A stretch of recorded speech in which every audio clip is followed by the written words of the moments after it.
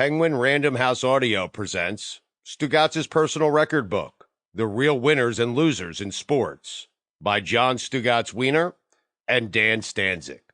Forward by Dan Lebitard, read by Dan Stanczyk. This is the author, John Stugotz Wiener, with additional narration by Dan Stanczyk. To my mom, whom we lost nearly 4 years ago, but whose presence I feel every single day. Thank you for always encouraging me, teaching me, inspiring me, and pushing me well past my boundaries. Your unwavering belief in me is what gave me the strength and confidence to get behind the microphone, stand in front of a television camera, and yes, write a book. I wrote a book, Mom. I love you and miss you so much. Forward by Dan Lebitard. Before we embark on this absurd journey, let me tell you a little bit about the author and his history. He grew up in New York, played lacrosse, went to a small Northeast college.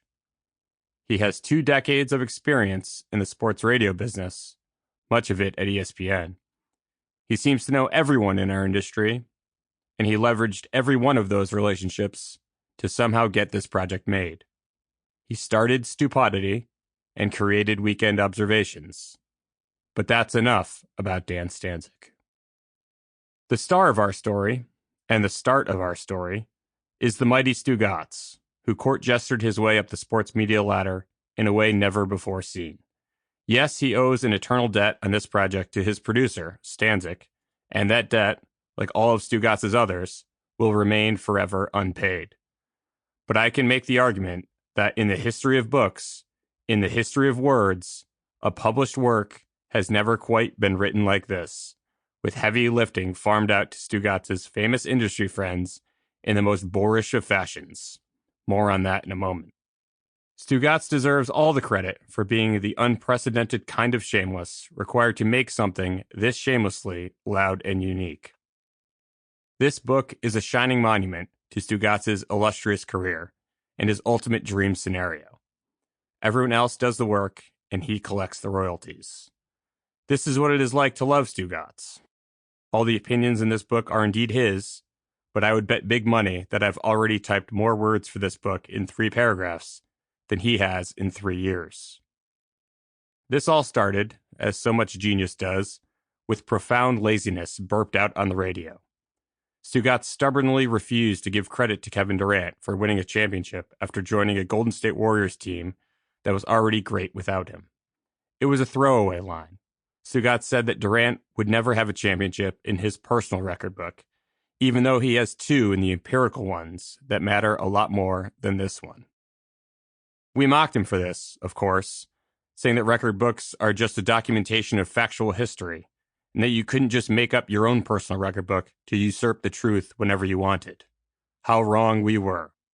It is such an alpha move, not only publishing this proof that we were forever wrong, but also making us all write words in it for free. We initially laughed at him. Now he laughs at us. Stugotz, unlike Durant, always wins. There has never been a sports media member quite like him, so honest about his lying, so committed to a lack of commitment, so inconsistent about consistency.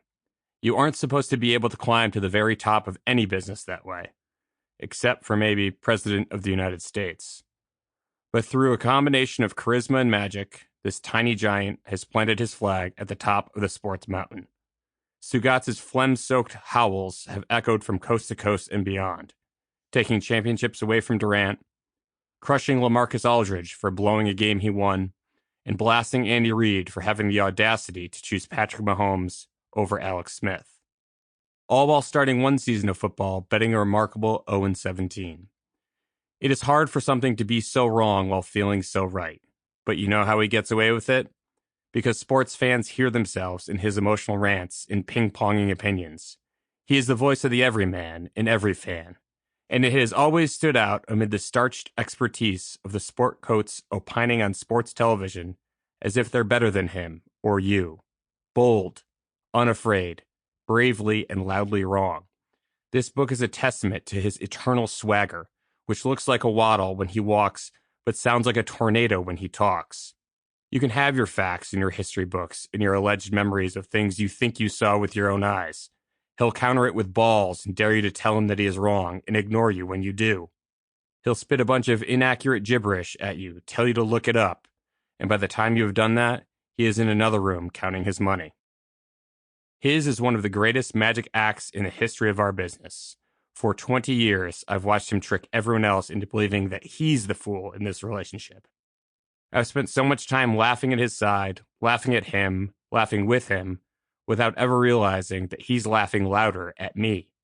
You know how I know that I'm the biggest fool in our relationship? The mirror told me. I'm patient zero. In my heart, I know I'm more than just an enabler for this Stugotz monster that our show has grown and unleashed upon the world. I am his accomplice and getaway driver, which is why it feels like the authorities are closing in on me as I type this. I can already see myself standing guilty in front of a judge, not understanding exactly how we got here, but somehow having the distinct memory of robbing a bank while standing next to a court jester. A court jester who somehow got away clean despite convincing me to threaten the teller while he stood next to me shooting his sausage finger guns before running off with all the money and my freedom. I have felt this way throughout most of our 20 years of marriage, but I've rarely felt it more than in being asked to write this forward. Actually, as with many Stugotz adventures, even this isn't accurate or ethical. I wasn't asked to do this at all. I was told I was doing it, via text. One with many misspellings, including calling this a, quote, forward. You know, like Durant. I wish I was creative enough to make this up. I am not. He told me it should be the honor of a lifetime to write this for him, for free, even though he requested an appearance fee to come to my wedding, and then showed up late and in sneakers, changed his stink shirt in his car, and was spotted by my bride's most beloved guest, brushing his teeth outside next door. Stugotz, God curse him, didn't even have the courtesy to tell me to write this, quote, forward in person, even though he sits next to me every day. And believe it or not, I have it better than some of the other people he bamboozled into this thing.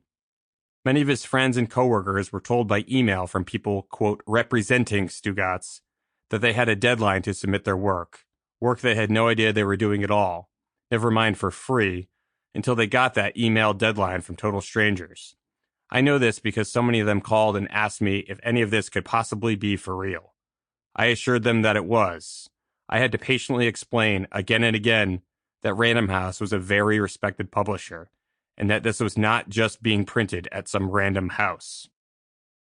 By the way, I wasn't even Stugotz's first choice to write this, quote, forward. First, he asked me without explanation for the telephone number of Pardon the Interruption's Michael Wilbon, his sworn enemy. Then, when he didn't get an answer after what I'm sure was a shameless bombardment, he slinked back to me and asked me to make the request of the more famous Wilbon myself, even though Wilbon truly hates Stugotz. After too much prodding by me, Wilbon said he would consider it, but he didn't. He just ghosted me. So it isn't just that I'm doing this for free. The cost may be a friendship with Wilbon I've had for 30 years. You'd think that I'd be a fairly obvious first choice because he has worked with me for 2 decades. Our listeners will make this a bestseller, and most of the famous people contributing to this book for him are people he knows only because of our show. Hell, I'm pretty sure that he met Andre Dawson at my wedding, and that the only other time he ever spoke to him was when he called the confused Baseball Hall of Famer recently and told him to write a rebuttal to Stugotz's argument that Dawson shouldn't have won Most Valuable Player in 1987. Dawson is a man so proud that when baseball's owners colluded against him as a free agent, Dawson told the Chicago Cubs to just pay him whatever they wanted in a blank contract, and then went out and won that MVP. I shudder to think how that call with my proud friend went, and am completely unsurprised that Stugotz somehow got him to agree. He's got a mysterious charm that way, and by mysterious charm, I mean the kind that brings people to their knees upon entering a just-used public beach bathroom that hasn't been cleaned for 2 months by striking government workers. So Stugotz settled on me doing this instead. It has to be the single worst way that anyone has ever been assigned a, quote, forward. It's also par for this particular, quote, course. I think there is the distinct possibility that he doesn't publish any of what I've written and just slaps my name on something that simply reads, quote, Stugotz is the greatest. thinking that a foreword is supposed to be 4 words. Sample complete. Ready to continue?